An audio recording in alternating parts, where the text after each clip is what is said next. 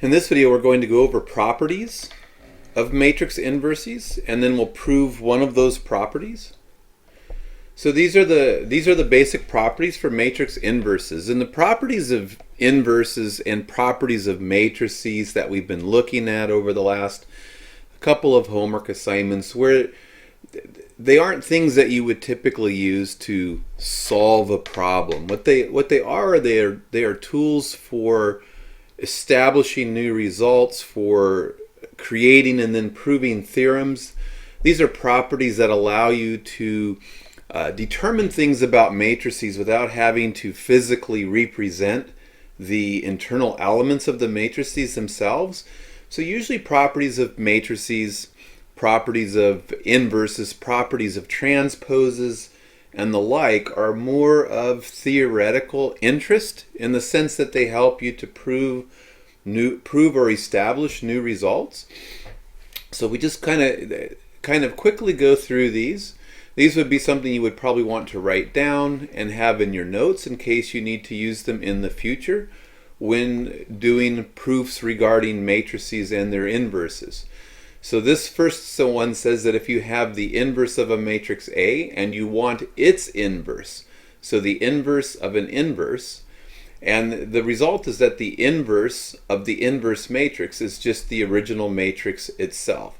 So A inverse inverse, or the inverse of A inverse, is the matrix A. So that's property number one. This property here says that if you have a scalar C, scalar meaning this is just some real number, C is just an element of the reals, that C times A inverse is equal to 1 over C times A inverse. So the claim is that this right here is the inverse of CA. That means that CA times 1 over CA inverse should equal the identity matrix. This result says that the inverse of a product is the product of B inverse A inverse. So the inverse of the product AB is B inverse A inverse. This one says if you have a square matrix raised to the nth power and you want the inverse of that square matrix raised to the nth power, then you simply need to find A inverse and raise it to the nth power. And this one says if you want the inverse of a transpose, then you take the transpose of A inverse. So in other words, hey, what's the inverse of A transpose? Well, find the inverse of A and then transpose it, and that should be the inverse of A transpose. So to prove these, usually it's just a matter of simple manipulation and using the definition of an inverse. We know that if A and B are inverses, we know that A times B equals B times A equals I. This is kind of the fundamental definition of an inverse. If B is the inverse of A, then A times B equals B times A. You have to do the product both ways. Should equal the identity matrix for A and B. So proof of 3. So what does 3 say? 3 says that if the pin's freezing up again. 3 says that if we want the inverse of a product, then if we want the inverse of product AB, we take B inverse times A inverse. So it's making a claim about the inverse of the product A times B. So if this right here really is the product of, if this right here really is the inverse of the product AB, then AB times this should equal this times AB, should equal the identity matrix. So that's how you get at this. You say, hey, let A and B be square matrices, or be invertible,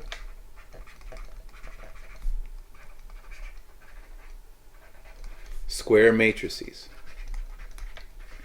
And when we say that A and B are invertible, what we're saying is that A inverse exists, and we're saying that B inverse exists. We're being told that those two matrices exist. So let A and B be invertible square matrices. There's no point in talking about inverses if we aren't working with square matrices.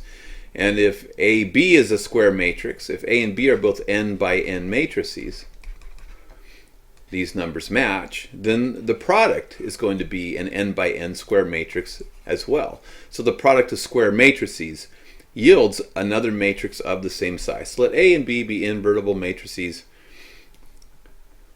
or invertible square matrices. Note that, and that's where we have to use this idea. If one thing is the inverse of the other, then the products, even if we commute the product, should be the identity matrix. So note that. So we want to look at A times B. Note that A times B. And now let's multiply it by this thing that we think is its inverse.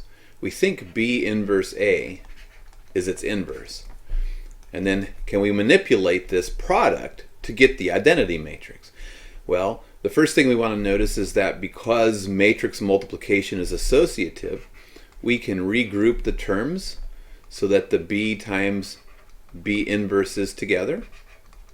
So that's just using the associative property of matrix multiplication. And B times B inverse is the identity matrix. And we're working with square matrices. So this is going to be times the appropriate identity matrix coming in the middle. And A times A inverse, A times the identity matrix just equals A. Right? The identity matrix is the matrix that preserves the identity of A under multiplication. And A times A inverse is the identity matrix. So indeed, AB times B inverse A inverse is the identity matrix. Now we need to show that the product gives us the identity matrix when done in the other direction. So now note that, and then let's take B inverse A inverse, which is the thing we think might be the inverse of AB, and multiply it by AB, but in the other direction. So again, we use the associative property to group these inner terms. So we get B inverse A times B. But A inverse times A is just the identity matrix. And B inverse times the identity matrix is still B inverse. And B inverse times B equals the identity matrix. And now we can draw our conclusion. Because AB times B inverse A inverse equaled